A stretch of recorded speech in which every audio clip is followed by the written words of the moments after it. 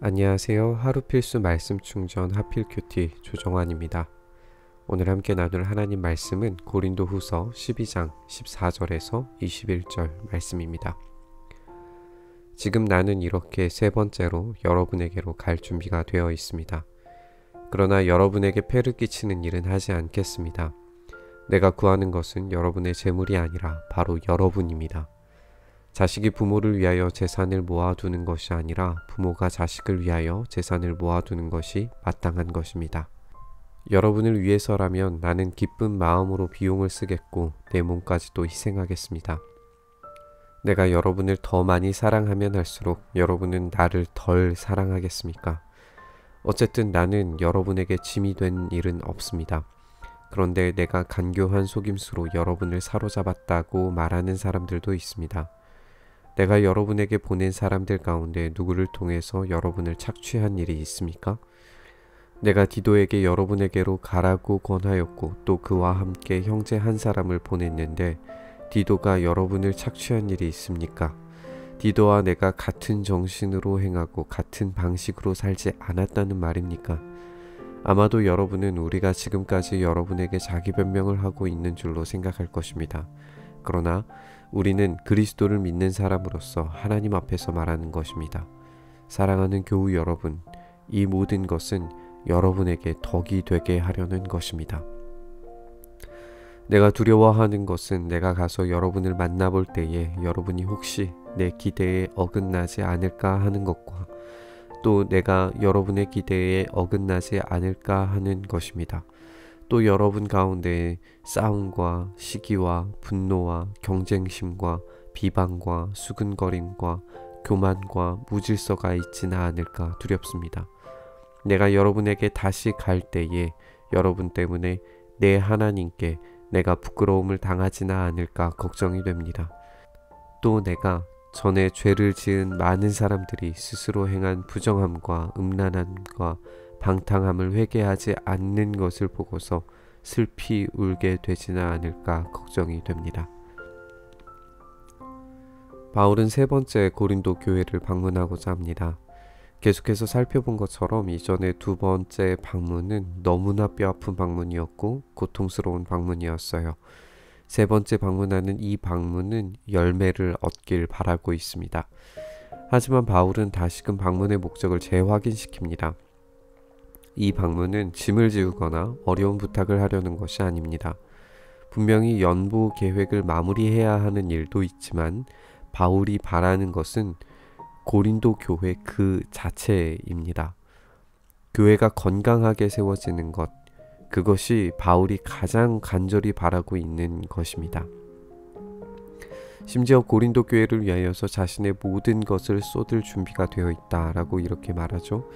여기에서 영적인 부모로서 영적 자녀들인 고린도 교회를 돌보는 바울의 간절하고 애타는 마음을 다시금 느끼게 됩니다.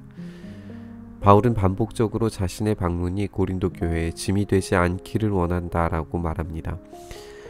이것은 어떤 오해를 풀기 위한 것처럼 보이는데요. 전에 한번 언급했던 것처럼 예루살렘 교회를 위하여서 모금하는 모금 운동이 사실은 바울의 개인적인 이득을 위하여 착복하기 위함이라고 모함했던 그런 이야기가 있었던 것 같아요.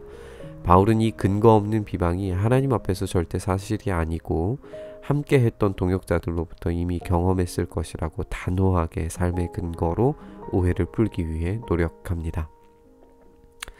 바울은 계속해서 고린도 교회가 혹시라도 이전의 모습을 회개하지 않을까 크게 걱정하고 염려합니다. 그들의 변화되지 않은 모습은 바울을 더욱 크게 실망시키고 낙심하게 할 것입니다. 바울이 생각하고 있는 이전 고린도 교회의 모습은 싸움, 시기, 분노, 경쟁심, 비방, 수근거림, 교만, 무질서인데 고린도전서에서 우리가 이 모든 것들을 발견했었죠. 두 번째 방문 때에 스스로 행한 부정함과 음란함 그리고 방탕함을 아마도 크게 질책했을 텐데 그것을 회개하지 않는 모습으로 인해서 슬피 울게 되지 않을까 걱정한다라고 이렇게 말을 하죠.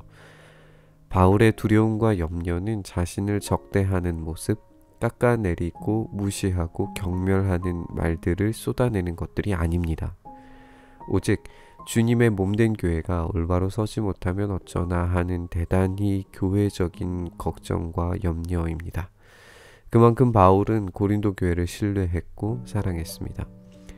고린도 교회는 바울을 아프게 했지만 자신의 영적 자녀로서 너무나 소중한 한 지체입니다. 여기에서 아주 짧게 이 편지의 목적을 또 발견하게 되는데요. 사랑하는 교우들에게 그리스도를 믿는 사람으로서 덕이 되도록 하려는 것이라고 말하는 겁니다.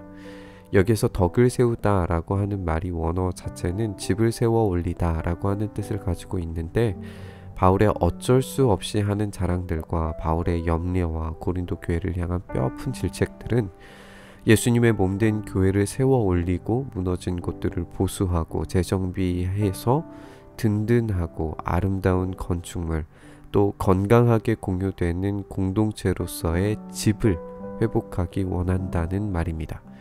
이것은 마치 성전과 공동체를 다시 세워 올리는 에스라 느헤미야 이야기를 떠올리게 되는 것 같기도 해요. 어쩌면 지금 우리에게 필요한 것도 교회의 덕을 세우는 일인 것 같아요. 이때의 덕은 복음이 아닌 것들을 제거하고 건강하고 튼튼한 믿음의 공동체를 세우는 것이지 좋게 넘어가자고 하는 것은 아닐 겁니다. 포로 후기의 공동체가 선명한 언약 공동체가 되어야 했듯이 예수님의 몸된 고린도 교회가 복음에 분명하고 사랑의 실천으로 가득한 교회가 되어야 합니다. 지금 우리도 그런 교회가 되어야 할 것 같습니다. 그런 교회를 이 땅에 다시 이룰 수 있기를 위해서 간절히 기도하고 몸부림치는 우리 되었으면 좋겠습니다. 주님, 우리가 복음에 선명하고 우리의 삶으로 사랑을 실천할 수 있는 참된 교회로 세워져 가기를 소망합니다. 그렇게 우리가 교회의 덕을 세워가며 주님의 몸된 교회를 세우며 주님의 아름다운 덕을 선포할 때에 하나님의 놀라운 은혜의 역사가, 그리고 하나님의 놀라운 교회의 확장이 이 시대에도 동일하게 일어날 수 있도록 역사하여 주시옵소서. 그렇게 우리를 붙드시고 인도하여 주시기를 간절히 소망하며 우리 주님 예수 그리스도의 이름으로 기도드리옵나이다. 아멘. 오늘 부딪힌 말씀을 가지고 함께 기도의 자리로 나아가시죠.